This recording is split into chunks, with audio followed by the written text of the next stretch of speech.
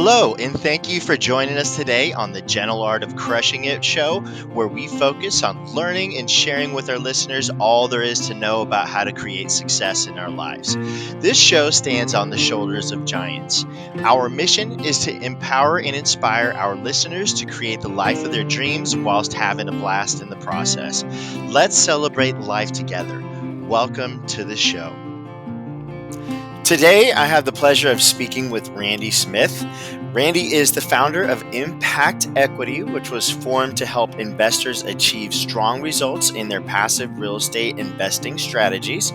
Randy's main responsibilities include introducing and assisting investors with investment opportunities offered by various real estate investment firms. Now, Randy currently resides in Peoria, Arizona with his wife, Jenny, regularly visits his daughter, Molly, in Oregon, and he has spent the last 25 years working in various business development and leadership roles in corporate America. In his most recent role at a Fortune 100 financial services company, he led his organization through numerous product launches, achieving various accolades, including 2 President's Club awards and 2 Chairman's Awards. Now, Randy has started his real estate investing career doing out-of-state turnkey and BRRRR strategies in the single-family rental space, and he quickly realized the many additional benefits he could receive by switching his strategy to passively investing in multifamily syndications. Randy has now invested in 15 different syndications with 6 different operators, which gives him the unique knowledge and expertise to recognize a strong passive opportunity. Now, Randy has started his undergraduate studies at Northern Michigan University and holds a Bachelor of Science in Business Marketing from University of Phoenix. Without any further ado, won't you please join me in welcoming Randy to the show? Thank you so much for joining us today, on the Gentle Art of Crushing It. Really appreciate your time and you sharing your time with us. I'd like to just start us off with the first question here. So please just tell us, about yourself, your background, where and how you found success, like in any niche in particular that you want to dive into a bit, would be wonderful. Yeah, no, thanks so much. Thanks for having me on the podcast. Super excited to be here today. It's, the topic of the Gentle Art of Crushing It. What a great topic. So glad to be here. So yeah, I am a sales and sales management guy. Was in corporate America for about 25 years through various organizations in corporate America, Fortune 100 and 200 organizations. And I was a top performing sales guy in both of the main organizations that I worked with. And I think probably when I look at why was I successful and others might not have had the success that I have, I think it comes down with sales guys to grit. And working hard is one piece of it, but grit that I just don't take no for an answer. And I am the guy that will follow up until you tell me not to follow up anymore or we close the deal. So that's kind of where some of that success has come from. But yeah, basically sales and sales management guy for 25 years and moved into real estate investing in the last 4 to 5 years as well. That's awesome. I really love that you have, such a strong sales background, and also you're very confident in your sales. But also, you can just tell that it's a matter of fact for you. You're a great salesperson. And, I've heard a lot of people talk about if they're going to start their own business, they got to get good at, Robert Kiyosaki, I think, for example, they got to get good at sales.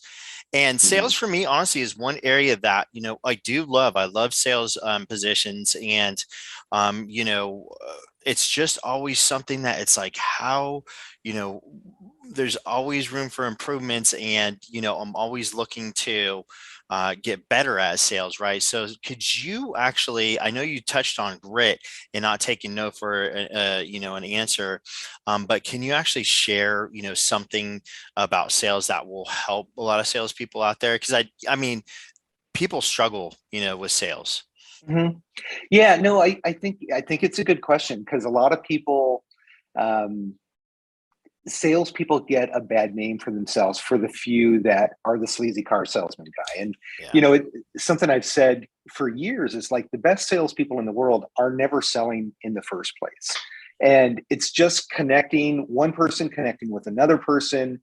And if there's some mutual benefit that can occur there, then maybe a transaction occurs, maybe it doesn't occur. But I find that if you're part of an organization that is selling some type of product, service, widget, whatever it is, but if it's something that you firmly believe in and you don't have any hesitancy about that product and what value it can bring, then it's just really a matter of uncovering the folks that can actually benefit from it. And you'll find a lot of people that are super pushy. They don't, and here I am saying, don't take no for an answer, but There's a the right people that way will and a continue wrong to way push. to do that. Yeah, absolutely. And you hear like the 3 strikes or the 3 no rule, like make them say no 3 times. And to me, I think that's a terrible rule. If it's not a right fit, like it's not a right fit, and let's And move on. It's not going to benefit anybody. yeah, you're wasting your time as well as theirs, right? And I think like you said something that's key, which is you're actually just looking for the people that essentially are a right fit. Like, in Yeah, wholesale, with wholesale real estate, for example, you're not going to get like the average Joe to give you this huge discount on their property. You're just looking for the people that fit that model. When you find them, then, I also heard you kind of saying that, when you go into that conversation, you're focusing on the other person and how can you bring value to the person, how can you help them solve their problem. yeah, So yeah, I honestly like really, really, love the fact that you're awesome at sales. It's such a great skill. yeah. Well, thank you. It's an interesting place to play. It's one of those areas where the harder you work, the more you make. If you're in the right environment, of course. There are, of course, environments where the harder you work, you don't make more money, and those are generally just not good sales organizations to be a part of. Mhm. But as a whole, sales, nothing happens in this world unless something's sold, right? The Yeah, transaction that occurs between 2 people is what makes the world go round. So thousand whether percent. yeah. Zig Ziglar had this whole spiel on that. Have you heard that? Oh yeah. Yeah. Yeah, Big Zig Ziglar guy. Yeah. me too. In like the way he puts it, nobody else could do it as good as him. But the listeners, if they get a chance, look at that because it is 1,000% true. The world needs salespeople. There is a few bad actors out there, and Yep. there is a plethora of great people that will help you, and you can earn a great income. And sometimes, for the Yeah. new salespeople out there, we got to be careful. Maybe the company you're working for, maybe you honestly don't like their product, or maybe they're Yeah. not treating you the way that you should be. Just know, like this is the land of opportunity. There's, sometimes like actually the truth is too many opportunities out there, but you got to find some Yep. good ones, right? Yep. Absolutely. Absolutely. Great. I love that. Let me ask you this, and we kind of well, no, the next question would be just, please just share with us one or more of your favorite successes that either you solely created on your own or, were a part of a team while creating it.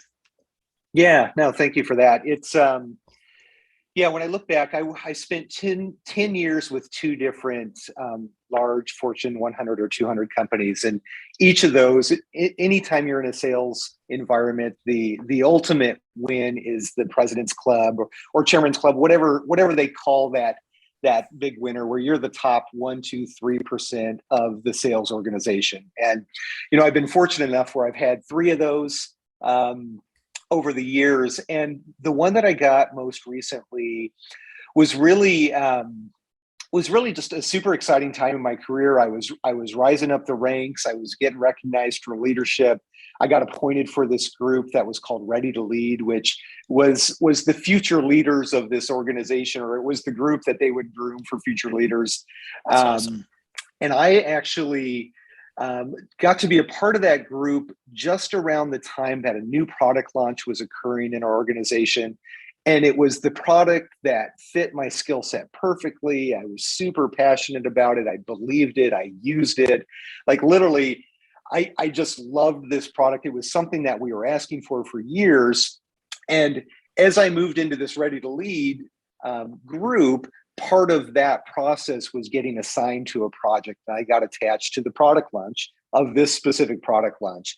And ultimately what happened with it is I ended up being, on 20 or 30 different, director level meetings. I would meet with every director in the group in front of their teams and share best practices. I was on national calls. I was being brought in to help other people close deals on other things. And it was just a tremendous success. And it was one of the most successful launches that we had in the history of the organization that I was in. And ultimately that ended up leading to a President's Club win and, the prestige and the acknowledgement and, like I was the guy. And we're talking a really large company, right? And the Yes. President's Club award happens once a year, right? Exactly. Yeah. So it is a huge accomplishment. Yeah. Yeah. It's like, I think it's like top 3%. And, there's 350, 400 people in the organization or in the division that I was in. So, if you were selected, it was a pretty big deal. Yeah. You're good if you were selected. Really yeah. good. Yeah. And it seems funny. You'll notice in the background, I've got all of the, my wall of awards. And I remember growing up as a kid, my dad had a wall of awards and I always wanted to get a wall of awards as well. That's great. And it's funny, everybody asks, like, what do you want to be when you grow up? And when I was a kid, all I wanted to be was a guy wearing a suit, carrying a briefcase. And I thought that would be success. Oddly enough, today, it's a very, very different idea of what I think success is. But needless to say, it was certainly neat to have a lot of those wins along the way. Amen. No, and who doesn't love awards, right? And trophies. And right along with that, you just mentioned something that I work at bringing up in every single one of these shows, which is the concept that we have to define what success means to us, right? Yep. So obviously, you just shared example of how you define success as a kid, and then as an adult. Now it's like a totally different picture, right? Absolutely, yeah. You get a wife, get some kids, and life takes on different meaning, and relationships, like for me, anyways, have become more important and more deep, and character becomes more important, and so absolutely. Cool. Well, and I think there's the dollars used to always be a big one. The titles used to be a big one. Promotions, I used to be a guy that chased promotions. And I had a mentor early on that said, and this is something that stuck with me. This was the very first part of my career. And I had come into his organization, I had run up to the top in a sales role, and then he moved me into a leadership position and I became the number one leader. And then I was jumping into another role. And I'd only been with the organization for like 2.5 years or something. Wow. And he said, he brought me into the office and he said, congratulations, Randy, fantastic. You've always done a great job. But he said, it's one thing to get a promotion or get repeated promotions over and over again, but it's an entirely different thing to stay in one spot and become the absolute best at what you do. And there's a level of freedom, there's a level of peace, there's a level of pride that comes from being the very, very best that you can be, that you just don't get by hopping between positions. And that's something that stuck with me. That's great. If you'll allow me to interject, like the riches are in the niches. The becoming a specialist. That's why surgeons create such a high income, right? And absolutely, it's cool. Absolutely. Those are some great words of wisdom. If I could just jump back to your scenario where the stars were in alignment with the new project and you were excelling in your sales career with this organization, would you mind sharing with us one of the most valuable lessons that you learned from that whole skyrocketing experience?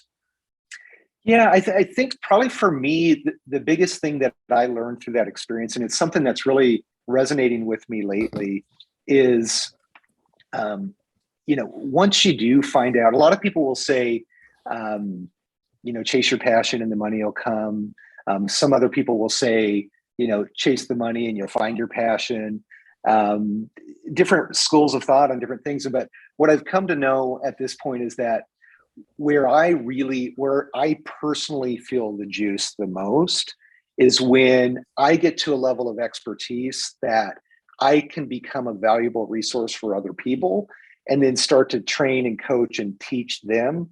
That's where I really start to feel the flow. And that's where I try, and kind of how I'm tailoring my life and structuring my life today is I want to put myself in that position to where I can teach and coach and train and inspire and mentor more often than not, because I spend the majority of my time there.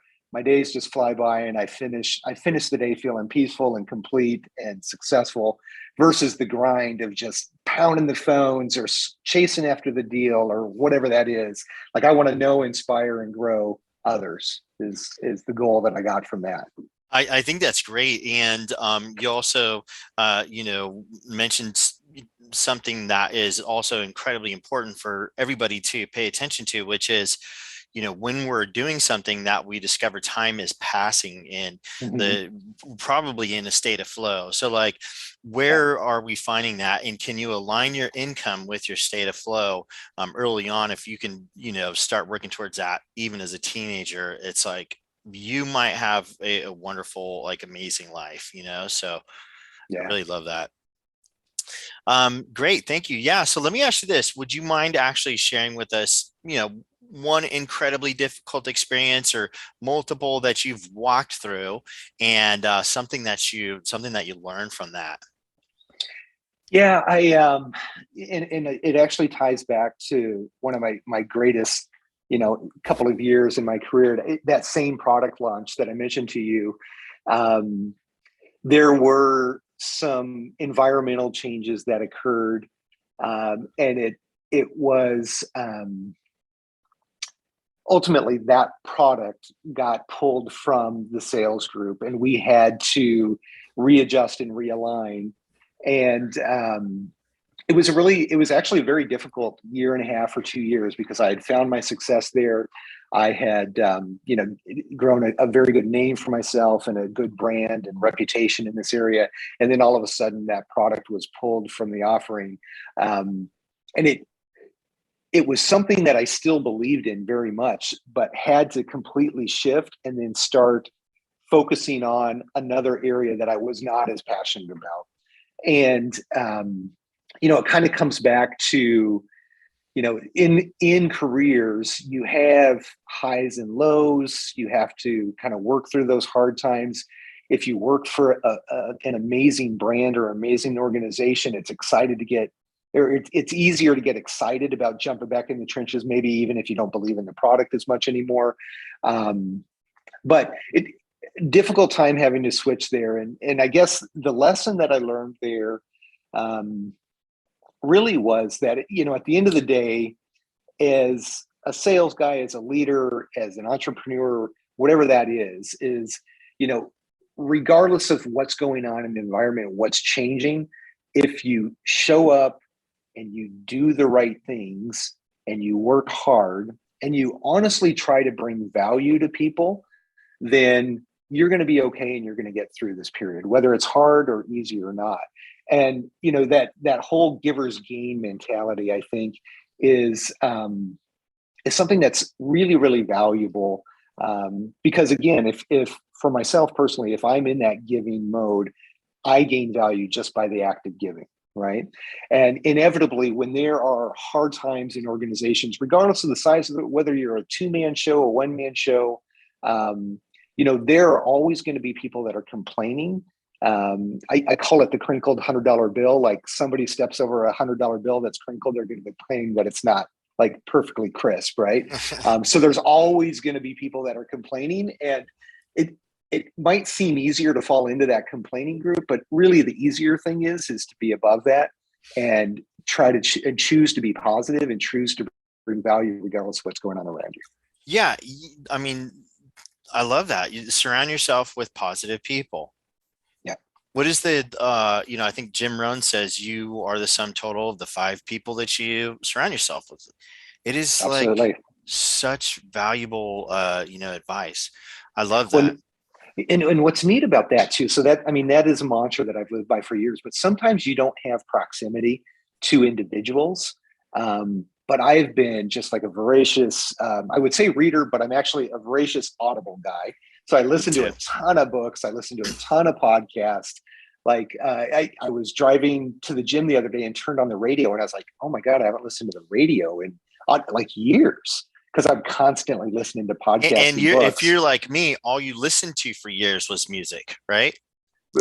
Prior to that, yes. Prior Yeah. to that, yeah. So definitely. Same here. No, I can tell you, and this is kind of going back to, Zig Ziglar, turn your automobile into Auto University, Right. and get those, books in you, get those courses, get the good positive podcasts in you. It's like, I truly believe that, and it's kind of underlying in the questions of this show, anybody can go, and I believe it because it's the truth.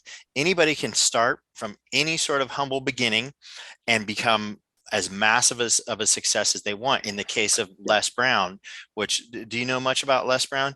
I mean, I know the story. Yeah. Yeah, his definitely. story is unreal. And Yeah, I encourage anybody to look into Les Brown and his story. It is unbelievable.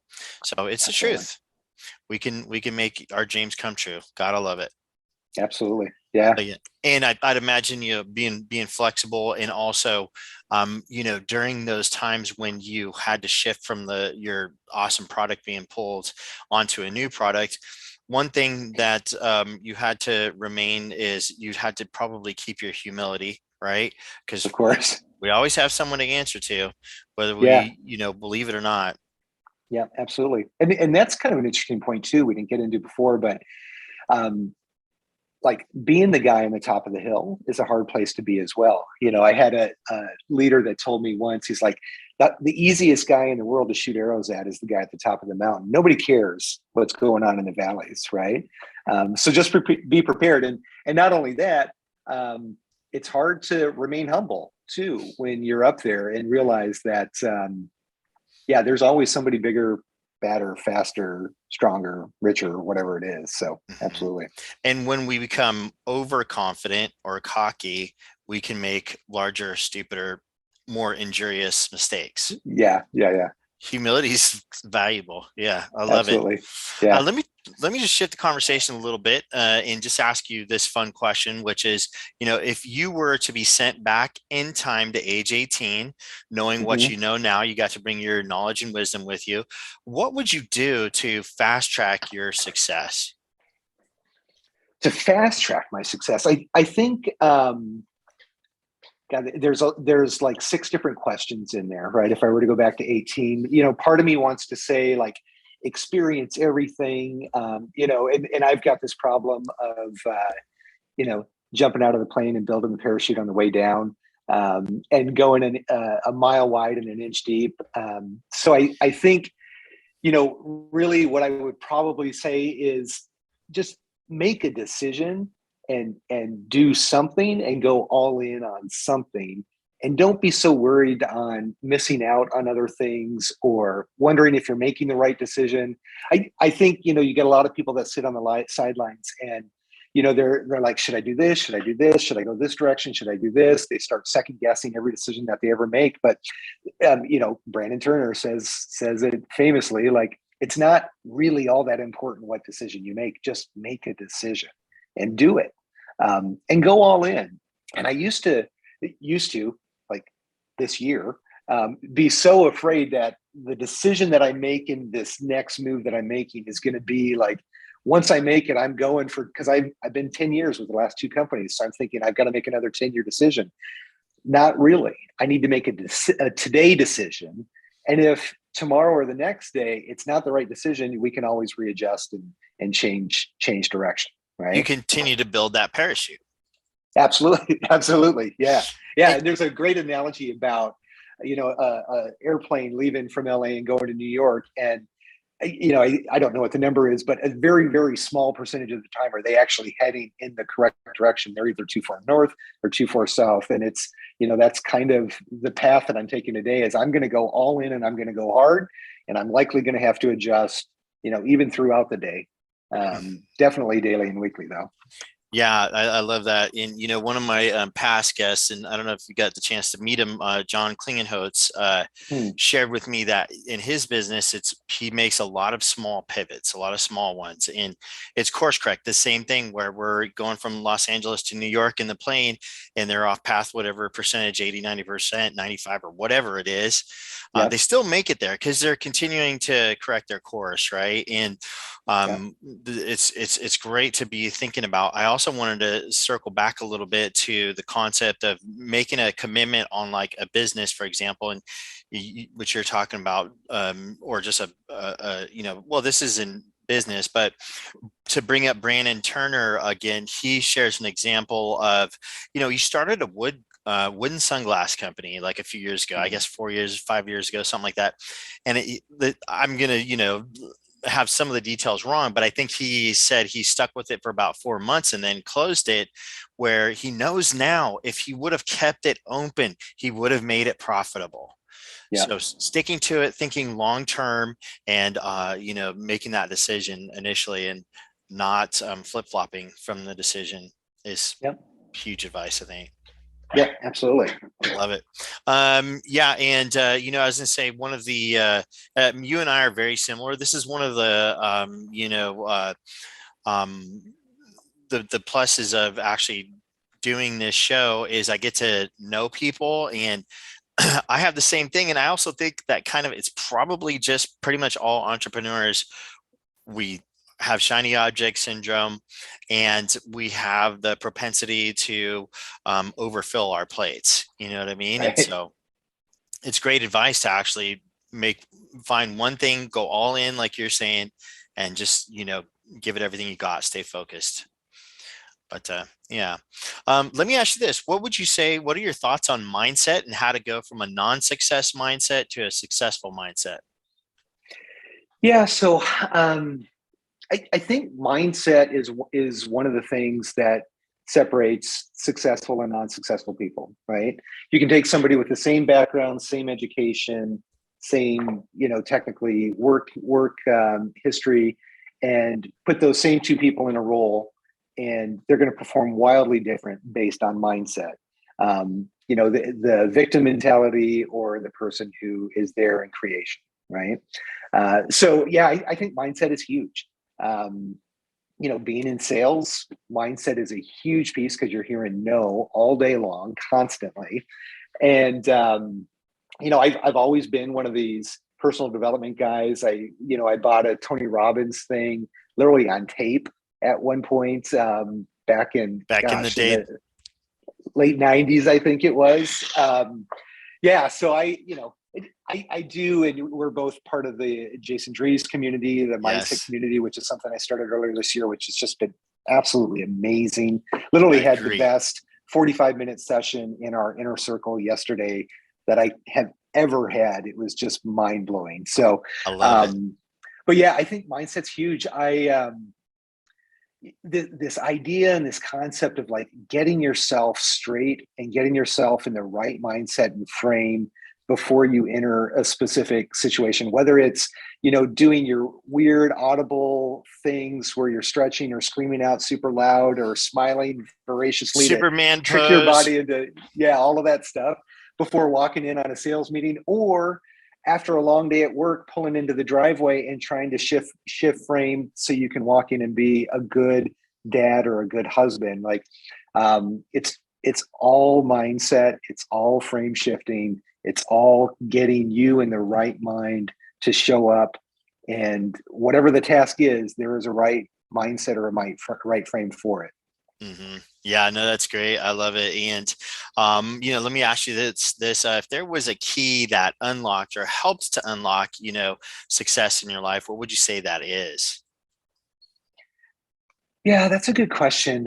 I'm a high activity guy.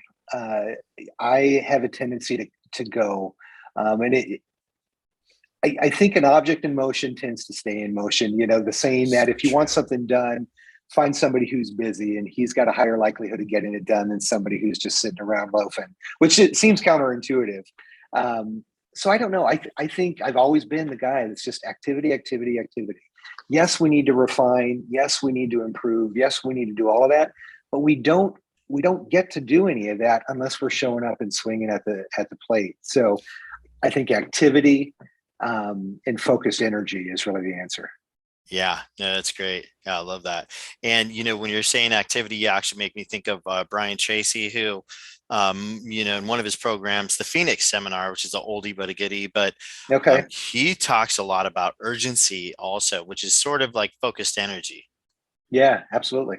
Absolutely. Yeah. That's great. Um, I also wanted to mention, and we are going to try to keep it tight. We'll wrap up on time, I promise. But you said something a minute ago, talking about mindset that I think is really important, and I've actually never heard it put this way. But you either have a victim mentality or you're in creation. What usually we hear is like we have a victim mentality or a victor mentality, but the Hmm. victor sort of that's great and everything, but creation, we're not. It reminds me of okay, another guy, Earl Nightingale, The Strangest Secret. We don't Yeah, have to compete, we have to create, right? absolutely. And I Yep, think it's absolutely. like that is just very, very, solid, just amazing advice. Where either you can be in a victim mentality or you can be in creation. Which one Yep. sounds better, Yeah. Yeah, no, I'm a firm believer whatever you feed will grow. Like if you feed negativity, if you feed being a victim, if you feed like that will grow. Negativity grows. If you feed positivity, if you feed gratitude, if you feed love, that's going to grow. And we have a choice every single morning when we wake up what we're going to feed. Yeah. Sometimes you wake up and you feel like you got the 100-pound gorilla on your shoulders, and you can choose like, is this something that's going to hold you down, or is this something that's making you stronger? Right. Mm. Oh yeah, no, I love that. And the 100-pound gorilla sometimes will become lighter if you just get up and start walking, start taking actions. Yeah. Yeah, absolutely. Yeah, there's that story of the two wolves that we have inside of us, one good wolf and one bad wolf. Which one are we feeding? And Yeah. I think it's a great way to look at it. And this is one of the beautiful things about podcasts and books and, positivity, success principles that we have to continue to put in our brains because it's so easy to forget this stuff. It's a quick reminder. Which one are Yeah. you feeding? And Yeah. it's like, it's great. It's funny you mentioned Earl Nightingale, Greatest Secret. For the last about 10 years, on the first of the month, I've got a reminder that says, listen to The Strangest Secret every single first of the month for the last 10 years. So, yeah. That's so cool. I Yeah. will join you on that. I was Yeah. doing it every single day for a long time and I haven't touched it for a while, but it's crazy. Like you can listen to it every single day and still you're going to be grateful that you're listening to. You're like, "Oh my Yeah. gosh, this is mind Yeah. blowing." Yeah. That's great. He is. He was, but just amazing like individual. Um do you mind sharing with us one book recommendation, or it could be as many as you want, and one tech recommendation that you feel, is very helpful? Yeah. Yeah. Absolutely. So I just got this new Ben Hardy book. I'm a big Dan Sullivan, Benjamin Hardy fan. Who Not How, Gap or Gain, Personality Isn't Perfect. That whole series is just absolutely amazing. So, yeah, if I had to pick one, I would probably say Gap or Gain, because it kind of goes back to that same thing. Like we can choose to either focus on the gap of um, how far away we are from the finish line, or we can focus on the gain on how far we've gone. It's Right. almost harder Um, to see progress in ourselves than it is to see, deficiency. absolutely. It doesn't Yeah. have to be that way, though. Maybe it's socially conditioned. Yep. Absolutely. Yeah. So technology wise, and actually, so this isn't a technology thing, but I just found Fiverr, which is like an Upwork type of thing, and I think it's the greatest thing in the world. I hired some guy from another country, and he sent 4,000 messages for me for $40, and I'm just thinking that is the most amazing thing I've ever found in my life. And prior to 2 weeks ago, I had no idea that that was even available. So That's that's great. something I'm liking lately. You won't find a better deal than that for sure. Sure, And sure. I've used both of them, Fiverr and Upwork, and I really, really prefer Fiverr. Like it's Do you? just, Okay. yeah, I like it a lot better. That's great. And so let me ask you this. How can our audience support you? Is there a particular type of deal you're looking for they can send your way? And how can our audience like connect with you? Yeah, thank you. So, yeah, the majority of this call was talking about my corporate America career, and I recently left my W-2, and I have Congrats. started a thank you. I have started Yeah. a real estate investment firm where I help passive investors find good places to put their capital and get fantastic returns outside of the stock market. So, if you or anyone you know is looking for great investment opportunities in the real estate space, specifically through syndication. That is my new space. Probably the easiest way to find me is on LinkedIn under Randy Smith. And my website is impactequity.net. Okay. And do you mind repeating the website one more time? Yep, impactequity.net. Awesome. And I will put that in your LinkedIn profile in the show notes. I'm so glad that you brought up syndications because you and I have talked before this show, quite a few times. And I just want to, vouch for Randy that he really, really is really knows what he's doing in syndications, real estate, and otherwise. And he has some, great advice. So definitely 1,000% reach out to him. And I guess sort of the last, housekeeping that we have for today before we say goodbye is, something that I'm super excited to announce, which is we are expanding the Gentle Art of Crushing It in the sense of bringing on more hosts who will bring much more value to the show than me, for sure. And so I wanted to introduce you, Randy, as one of our new hosts, and so grateful to have you. Do you mind just sharing a little bit about what your vision is for your show in particular? Yeah, absolutely. So, super excited to be a part of this. As I'm leaving my W-2, one of the greatest things about real estate investing is that it gives you options. And after leaving the W-2, if it was not for the real estate investing that I've done, specifically through passive investing and syndications, Yes. I would have most likely had to go either one, not being able to leave the W-2, or I'd be out looking for another W-2 right now. So the focus of our show is going to be on passive investing in the real estate space and teaching folks how to do that, because it can be a super intimidating place. Everybody's so used to playing in the stock market where you just shovel off your 401k into this space that maybe you'll get access to when you're 65 years old. But there's better ways to invest, or there are ways to invest that work very, very well in conjunction with that. So the focus of the show is going to be passive investing. How do you do it? Where do you do it? Like, what are all these intimidating terms? And I'm going to bring on, hoping to bring on 1 to 2 guests per month that are just strictly passive investors. And then a couple of times a month, I'm going to just share tidbits and education pieces to hopefully make that an option for you. Yeah, no, that's great. And it's going to bring so much value. Trust me, ladies and gentlemen, you want to know what Randy has to share. You really do. It's fascinating. And, like you mentioned, it has actually supported you very well. What you've learned in syndication investing. And I thank you so much. And, unless there's anything else you want to add, Randy, I'm going to go ahead and wrap it up. I think that's it. Doug, thanks so much for having me on the podcast. Can't wait to connect with the viewers on the other channels. Yeah, 1,000% my pleasure. Thank you for being here. And that is just the end of another Gentle Art of Crushing It show. And so until next time, we will talk to you later. All the best. Thanks, everyone. Well, there you have it, ladies and gentlemen, another episode of The Gentle Art of Crushing It. It was an amazing episode. I know I sure learned a lot. I hope you did as well. I want to take a second and just thank you so much for viewing or listening to this episode. And please just know that I only ask you for one favor, and that is to make this life magnificent. Thank you and have a wonderful day.